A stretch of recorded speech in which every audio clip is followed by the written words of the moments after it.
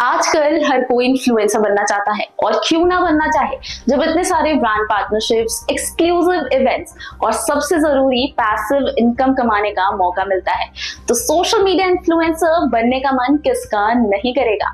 और सबसे बड़ी बात, इसमें आप अपनी पसंद का काम भी कर सकते हो, चाहे वो फैशन हो, फिटनेस हो या कोई और नीश। लेकिन इन्फ्लुएंसर बनना इतना भी आसान नहीं है। फॉलोअर्स गेन करना, अपनी एक अलग ऑडियंस बनाना काफी ज्यादा मुश्किल होता है। लेकिन यू गाइस डोंट वरी, क्योंकि इस चीज का भी सोल्यूशन है मेरे पास।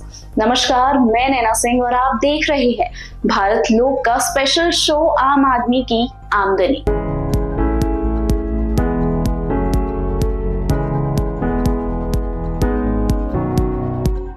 आज इस एपिसोड में हम आपको बताएंगे और आपकी इन्फ्लुएंसर जर्नी को आसान बनाएंगे। मैं आपसे कुछ टिप्स शेयर करूंगी कि कैसे आप अपनी इन्फ्लुएंसर जर्नी की शुरुआत कर सकते हैं और इस जर्नी में क्या क्या दिक्कतें आप फेस कर सकते हैं। तो चलिए शुरू करते हैं।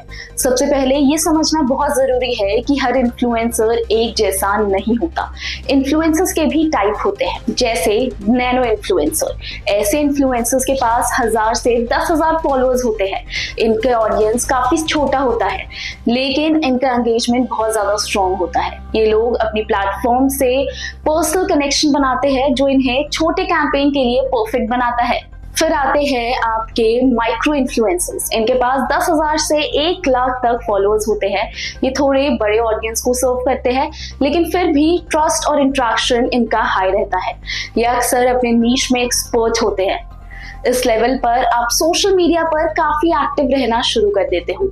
और फिर आते हैं मेगा इन्फ्लुएंसर। ये वो लोग होते हैं जिनके पास 1 मिलियन प्लस फॉलोअर्स होते हैं। ये सेलिब्रिटीज या पब्लिक फिगर्स होते हैं। इनका रीच बहुत वाइड होता है, लेकिन इनकी एंगेजमेंट थोड़ी सी कम हो सकती है, क्योंकि इनकी ऑडियंस काफी ज्यादा वाइड है। चलिए अब आपको बताते हैं सोशल मीडिया इन्फ्लुएंसर बनने के 7 जरूरी स्टेप्स के बारे में। तो अगर आप भी न्यू इन्फ्लुएंसर हो तो ये 7 स्टेप्स अभी से दिमाग में बिठा लो। सबसे पहले आता है ऑथेंटिक ब्रांड आइडेंटिटी। आपको अपनी ऑथेंटिक ब्रांड आइडेंटिटी बनानी है, ओरिजिनलिटी दिखानी है। दूसरों को कॉपी बिल्कुल नहीं करना, बल्कि अपनी असली पहचान बनाओ, ताकि आपका ब्रांड आपके वैल्यूज, इंटरेस्ट और यूनिक स्टाइल को दर्शाए, चाहे वो सस्टेनेबल लिविंग हो, गेमिंग हो या फिर फैशन। एक consistent colour theme, tone, style रखो, जिससे लोग आपको आसानी से पहचान सके। सही प्लेटफॉर्म चुनो। हर प्लेटफॉर्म की अपनी अलग एक वाइब होती है, जो जानना बहुत ज्यादा जरूरी है। जैसे इंस्टाग्राम फैशन, ब्यूटी और ट्रैवल के लिए एकदम परफेक्ट है। यूट्यूब लंबे वीडियोस के लिए बेस्ट है। शुरुआत में 1-2 प्लेटफॉर्म पर फोकस करो, जहां आपके ऑडियंस सबसे ज्यादा एक्टिव हो। तो selecting the right platform is the key. अपना नीश तय करो। नीश का मतलब होता है स्पेसिफिक टॉपिक जिस पर आप कंटेंट बनाओ, जैसे फिटनेस, टेक रिव्यूज, ब्यूटी या लाइफस्टाइल। अपने नीश का अच्छे से रिसर्च करो। देखो दूसरे इन्फ्लुएंसर्स इस चीज पर क्या कर रहे हैं और आप उनसे अलग कैसे हो सकते हो। सोशल मीडिया पर यही आपकी पहचान बनेगा। कंटेंट स्ट्रैटेजी बनाओ। ये तय करो कि आप किस टाइप का कंटेंट बनाओगे और कितनी बार बनाओगे, चाहे डेली इंस्टाग्राम पोस्ट हो या फिर वीकली यूट्यूब वीडियोस हो। आपका कंटेंट सिर्फ प्रमोशनल नहीं, बल्कि एंटरटेनिंग और एजुकेशनल भी होना चाहिए। ऑडियंस से जुड़ाव रखो। सिर्फ पोस्ट करके छोड़ देना काफी नहीं है।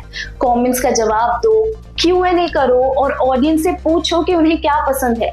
लाइव जाओ, पोल्स चलाओ और एक रियल कनेक्शन बनाओ। जितना ज्यादा आप लोगों से जुड़ोगे, उतना ज्यादा लोग आपसे जुड़े रहेंगे। ब्रांड्स और दूसरे इन्फ्लुएंसर्स से कोलैब करो। जैसे आप ग्रो करोगे, ब्रांड्स आपको नोटिस करने लगेंगे, लेकिन आप खुद भी ब्रांड से पहल कर सकते हो। अपनी पसंद के ब्रांड से बात करो। बस ये ध्यान रखो कि सिर्फ वही प्रोडक्ट को प्रमोट करो जिन पर आपको भरोसा है। दूसरे इन्फ्लुएंसर से कोलैब करके आप अपने फॉलोअर्स भी बढ़ा सकते हो और नए कंटेंट भी क्रिएट कर सकते हो। कंसिस्टेंट रहो और बदलाव को अपनाओ। सोशल मीडिया हमेशा बदलता रहता है। नए ट्रेंड्स, प्लेटफॉर्म और एल्गोरिथम आते ही रहते हैं, जो काम नहीं कर रहा उसे छोड़ दो और नए आइडियाज को ट्राई करो। कंसिस्टेंसी का मतलब ये नहीं कि आप खुद को एग्जॉस्ट कर लो। एक ऐसा स्केड्यूल बनाओ जो आपके लिए चल सके। बदलाव को अपनाओ और रेगुलर रहो। यही है लॉन्ग टर्म सक्सेस का फॉर्मूला। अब सबसे मेन टॉपिक पर आते हैं कि आखिर अपने इन्फ्लुएंसिंग से आप पैसे कैसे कमा सकते हैं। तो सबसे पहले जब आपका ऑनलाइन प्रेजेंस बन जाएगा तो सबसे अच्छा तरीका पैसे कमाने का होता है ब्रांड पार्टनरशिप। तो बेसिकली जब कंपनीज के प्रोडक्ट को आप प्रमोट करते हैं तो कंपनी आपको एक पर्टिकुलर प्राइस पे करती है। बस ध्यान रहे कि वही ब्रांड्स के प्रोडक्ट प्रमोट करो जो आप ट्रस्ट करते हो। एफिलिएटेड मार्केटिंग, आप अपना रेफरल लिंक शेयर करते हो और उससे जो भी सेल होती है उसका पर्टिकुलर कमीशन आपको मिलता है। ये तरीका सबसे आसान है for the effective earning. Sponsored content, कभी कभी ब्रांड्स किसी खास कंटेंट के लिए आपको पे करते हैं, जैसे प्रोडक्ट रिव्यू वीडियो या इंस्टाग्राम पोस्ट। बस ट्रांसपेरेंट रहो ताकि फॉलोअर्स का भरोसा आप पर बना रहे। अपने प्रोडक्ट या सर्विस को सेल करो। अगर आप पूरी तरह खुद पर डिपेंड रहना चाहते हो तो आप अपना मर्च या फिर कोई डिजिटल प्रोडक्ट या फिर कोई ऑनलाइन कोर्स शुरू कर सकते हो। तो इन्फ्लुएंसर्स कैसे बने, उससे पैसे कैसे कमाएं, ये तो आपने जान लिया। लेकिन अब इस ग्लैमर की डार्क साइड पर नजर डालते हैं और आपको बताते हैं कि क्या क्या मुश्किलें आप फेस कर सकते हैं इस इन्फ्लुएंसर जर्नी के दौरान। तो सबसे पहले एल्गोरिदम की बात करते हैं। कभी कभी आपका कंटेंट अच्छे से नहीं दिखता, चाहे वो कितना ही अच्छा क्यों ना हो। अब इसके लिए आपको क्या करना है? इसके लिए आपको नए नए फॉर्मेट्स ट्राई करने हैं, अलग अलग टाइम्स पर पोस्ट करना है और मल्टीपल प्लेटफॉर्म पर ज्यादा से ज्यादा एक्टिव रहना है। उसके बाद आपकी ऑडियंस बोर भी हो सकती है। अगर आप उन्हें एक जैसा कंटेंट बार बार दिखाओगे तो आपके फॉलोअर्स थक जाएंगे। इसके लिए नए टॉपिक्स लाओ, लाइफ के किस्से शेयर करो और फीडबैक टाइम टू टाइम लेते रहो। बर्नआउट यानी कि थकावट, रोज नया कंटेंट बनाना थका देने वाला हो सकता है।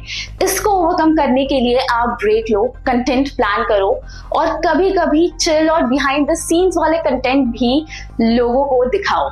तो आज से ही शुरुआत करो इन्फ्लुएंसिंग की और अपने पैशन को प्रोफेशन बनाओ और डिजिटल दुनिया में अपना नाम बनाओ। मिलते हैं इसके अगले एपिसोड में, तब तक के लिए take care and do subscribe to Bharat लोक।